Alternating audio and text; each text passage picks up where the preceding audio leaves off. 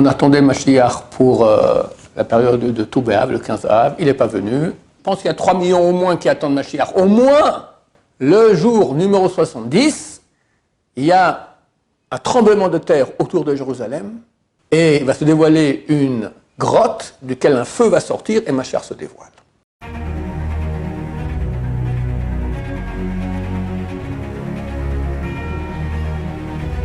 Ce jour est dédié pour l'élévation de l'âme de Ori Ben Enav Danino, qui a été sauvagement, pire, cruellement, de façon nazie, exécuté bêtement, pour aucune raison, par les Hamas, par les soldats du Hamas, la semaine passée, et enterré ce dimanche. C'est le petit-fils d'un très grand Talmid Chacham, qui est le rabbin ici de notre shiur le plus haut, le cours de niveau le plus haut, le Rav Abraham Danino, Shalita, et le petit-fils, à l'âge de 25 ans, a été exécuté pour rien. Pour rien. À quoi ça sert? Quand tu as un otage, garde-le pour au moins faire un échange. Pourquoi tuer? C'est complètement absurde. Après 11 mois de souffrance indicible, nazi, aucun problème à dire cela. Donc ce shiur-là, pour l'élévation de son âme, il n'y a aucun doute qu'il est très très haut dans Olam Haba. Chaque juif qui meurt parce qu'il est juif, même s'il n'est pas religieux, il arrive au niveau le plus haut du paradis qu'il puisse y avoir.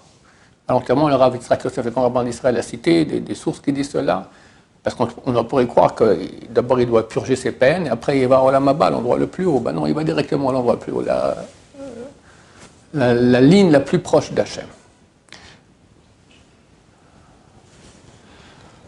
On attendait Mashiach pour la période de Tou B'Av, le 15 Av. Il n'est pas venu, c'est pas grave.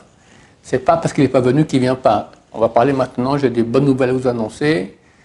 À mon avis, c'est très très très très proche. Bien sûr, je répète et j'avertis, je peux me tromper, mais peut-être que je ne me trompe pas. Et plus le temps passe, moins il y a de chances que je me trompe, Bezrat Hashem.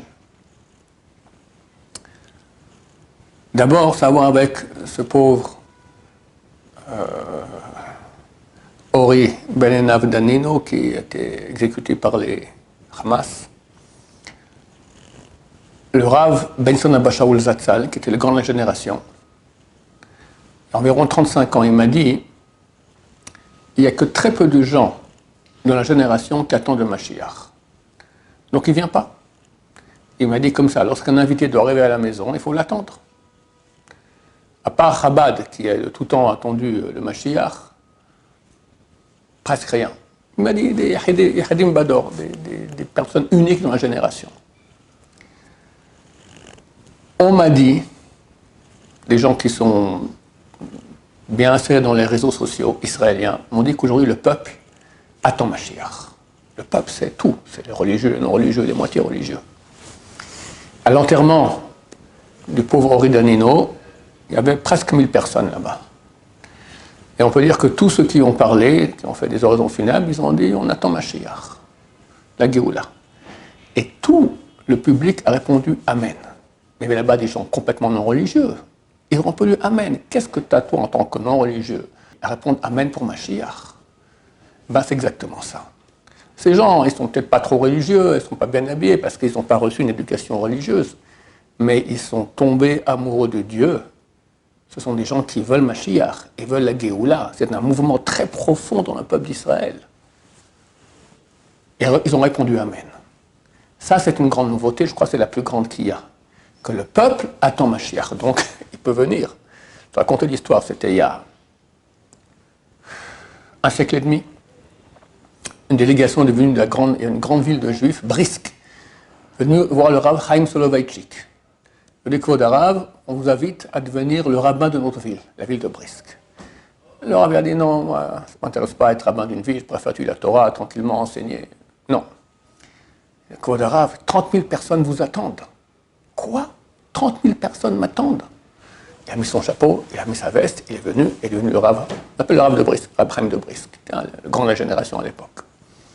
Le Chafetz Chaim, qui était contemporain, a entendu ça, il a dit, s'il y avait 30 000 personnes qui avaient dit on veut Mashiach, Mashiach serait venu. Et là, c'est pas 30 000, c'est pas 300 000, je pense qu'il y a 3 millions au moins qui attendent Mashiach, au moins. Donc je pense qu'il va venir très très bientôt. Bezrat Hashem. Les gens qui sont installés dans les réseaux sociaux m'ont dit, le peuple est en train de faire tchouva. Il y a eu une étude sociale qui a été faite par un institut non religieux. Ils ont dit que depuis le 7 octobre, 39% des Israéliens se rapprochent de la Torah. Celui qui m'a dit ça m'a dit c'est bien plus que ça, mais ils n'ont pas voulu faire trop peur aux gens, d'accord? Ça y est, c'est marqué dans la Gemara, le Mashiach peut venir que par la tchouva. Il y a la tchouva. Il y a la tchouva. Et sinon, s'il n'y a pas la tchouva, alors Dieu met un roi qui est dur comme Haman, et ils font tchouva. De peur. C'est qui Haman? C'était le second du roi d'Iran, de Perse, Achashverosh. Aujourd'hui, il y a une menace iranienne très grande. Et bien, les gens font tchouva.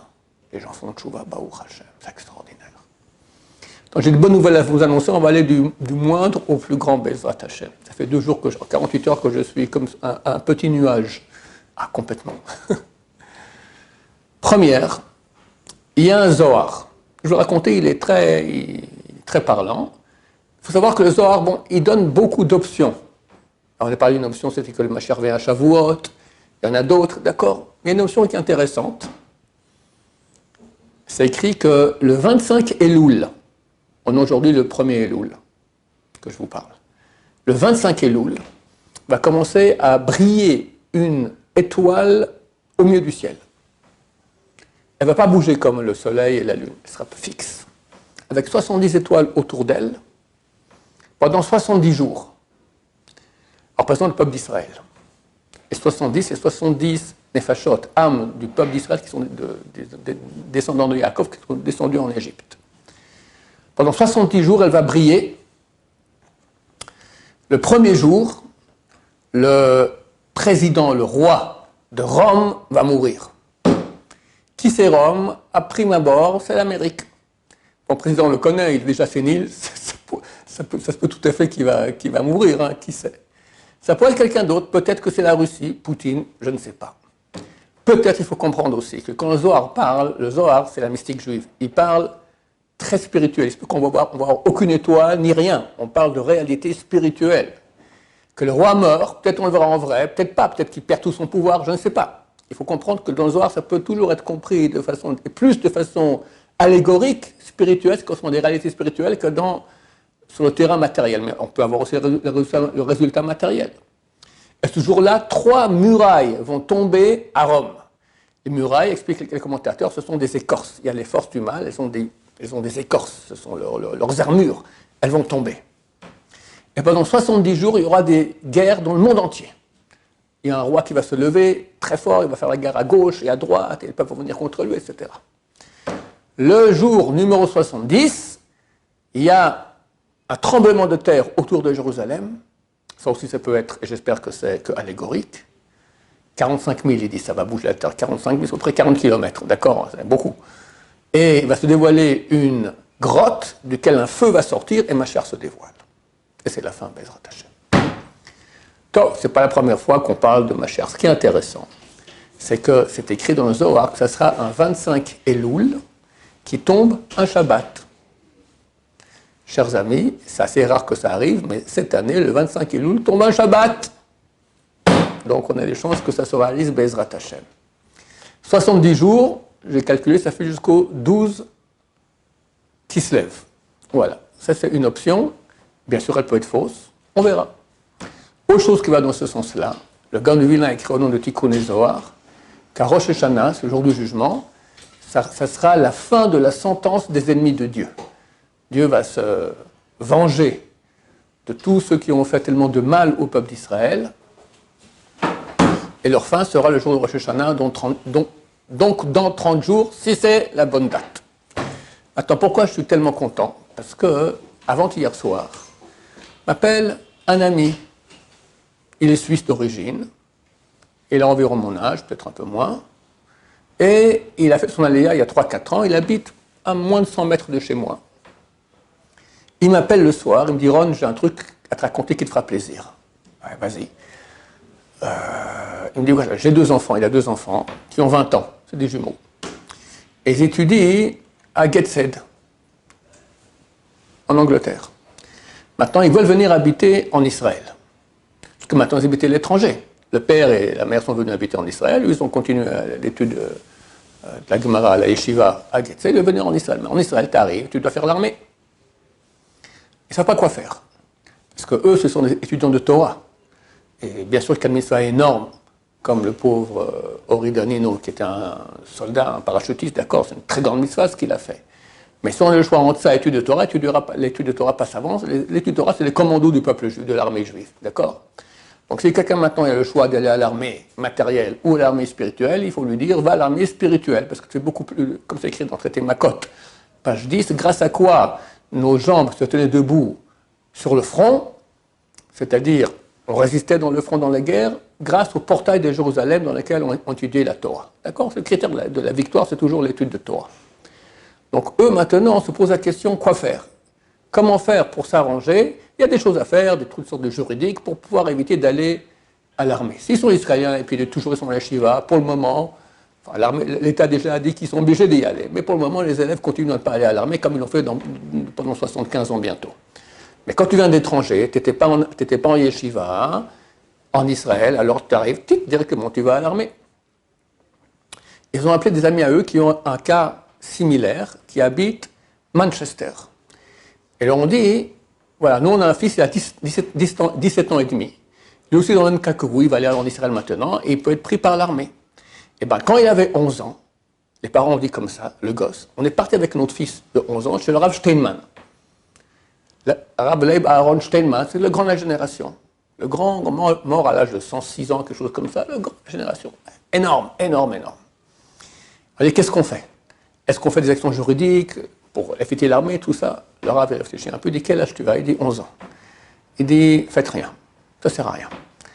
À 18 ans, on veut te prendre à l'armée? Avant que tu aies 18 ans, ma chère sera déjà là. Chers amis, il a 17 ans et demi, passé. Maintenant, le Rav Steinman, c'est pas son genre, comprenez? Il est ashkénaze, litaï, il parle jamais de date, de choses. Moi, je parle toujours de date, jamais. Abraham Kanievski parlait sans cesse de date. On savait tous les 6 mois, il y avait une nouvelle date qui venait, comme je fais à peu près, de lui j'ai appris, d'accord? Le Rav Steinman, carré, lituanien, comme ça, dire un truc pareil, c'est une bombe atomique. À Bezrat Hashem, on pense que c'est pour bientôt. Quand? On ne sait pas. Ça peut être pas forcément quand tu auras 18 ans le gosse, ça peut être dès maintenant, aujourd'hui, demain. Elul maintenant, c'est un mois extraordinaire de tchouva, de rapprochement de Dieu. Est-ce qu'il y a un meilleur moment pour que le Mashiach se dévoile? Rosh Hashanah, comme je dis, la sentence des ennemis de Dieu, ou le 12 qui se lève par rapport aux Zohar qui est des 70 jours. En tout cas, c'est pas parce que le Mashiach n'est pas venu le 15 Av comme on croyait qu'il n'y a plus rien. Il faut comprendre. Il y a une menace d'attaque iranienne. Ils le disent. Ils n'osent pas attaquer parce qu'ils ont peur d'une réaction américaine. Mais, il faut comprendre, je l'ai répété, je le répète ici parce que peut-être les gens ne l'ont pas entendu ou pas assez. Dans le Tosfot, c'est écrit par les grands rabbins français il y a 8 siècles. La première page, traité Avodazara.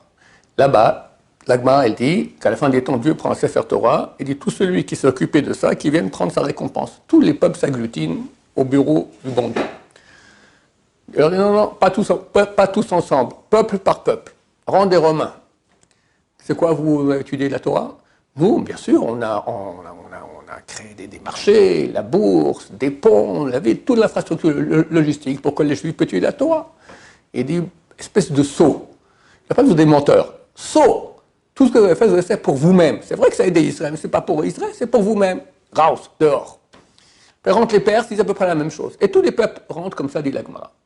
On pose la question à la fin, si tous les peuples sont rentrés et tous ont été mis dehors avec le même argumentaire, espèce de sot, d'accord, S-O-T, pourquoi est-ce que l'Agmara a dit, sont rentrés d'abord Rome, après la Perse, après tous les autres peuples, et tous les peuples sont rentrés, ils ont dit comme ça, et tous ont été mis dehors.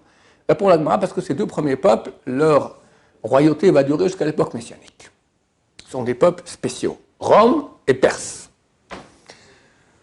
Rome, nous pensons que c'est l'Amérique aujourd'hui, qui sont la continuation, on va dire, politique, spirituelle de Rome. D'ailleurs, ils ont l'aigle romaine, ils ont le Sénat, les sénateurs, comme il y avait aussi à Rome. Et la Perse, on sait que c'est l'Iran. Ce sont deux acteurs très, très actifs aujourd'hui sur la carte. Tosfot pose une question. C'est écrit dans le traité Yoma, page 10, que dans le futur, la Perse va tomber dans les mains de Rome. Il faut qu'il y ait une guerre entre les deux, et les Perses vont être ratatinés par les Romains. Or, si tu dis que ces deux peuples vont continuer jusqu'à l'époque messianique, il y a ici une contradiction. Parce que s'ils tombent dans les mains de Rome, les Perses tombent dans les mains de Rome, ils ne peuvent pas arriver à l'époque messianique. Répond le Tosfot, ça arrivera que la Perse donc, tombera dans les mains de Rome juste avant, juxtaposée à l'époque messianique. Donc s'il y a une guerre entre l'Iran et l'Amérique, chose qu'il n'y a jamais eu, ni d'ailleurs entre la Perse et Rome, il n'y a jamais eu, si ça a lieu, et que les Iraniens sont défaits par les Américains, Mashiach il est là. Ça peut arriver pas dans une journée, dans une seconde que je vous parle. Les Iraniens disent on va attaquer. Du fait qu'ils ont tué Haniyeh, donc le président du Hamas, ex-président du Hamas, donc ils nous en veulent énormément. À part ça, ils nous en veulent toujours depuis très très longtemps. Donc s'ils vont attaquer, l'Amérique a amené des bateaux militaires, comme c'est écrit dans la prophétie de Bilham, que viendront des flottes armées d'Occident, ils vont attaquer l'Iran, dans une mesure, une puissance de feu terrible. C'est pour ça qu'ils ne veulent pas attaquer. Ils ont peur qu'ils vont être, ils ne sont pas idiots, ils comprennent qu'ils vont être, par rapport à l'Amérique, ils vont être ratatinés. Mais ils sont tellement orgueilleux. Et ils disent, on va quand même répliquer. On ne sait pas quand. Mais ça se peut qu'Israël va attaquer. Dernièrement, l'AIEA, quelque chose comme ça que ça s'appelle, d'accord, c'est l'Organisation mondiale pour l'uranium, ils ont dit qu'ils arrivent bientôt à un niveau d'uranium enrichi qui leur permettrait d'avoir 2 ou voire 4 bombes atomiques. Israël ne laissera pas. Donc ils vont attaquer. Ils ne vont pas nous le dire à l'avance. Ils vont attaquer. Tu t'es un matin, tu apprends qu'Israël a attaqué les centrales atomiques iraniennes. Eux, ce coup-là, ils ne vont pas résister, ils vont répliquer. Et c'est la fin. Ça peut être à chaque moment, Bezrat Hashem. Donc, on continue à faire tchouva. On est aujourd'hui le 1er du mois de Elul, un mois extraordinaire, où Dieu vient dans sa bonté énorme et nous dit, reviens. Rien que dis-moi toutes les saletés que tu as fait, je t'excuse tout et je te pardonne. Est-ce qu'il y a quelque chose de plus beau de la part de Dieu? On va se renforcer, on va faire tchouva, mais ça reviendra vers Hachem, Berachamim, Amen, Amen.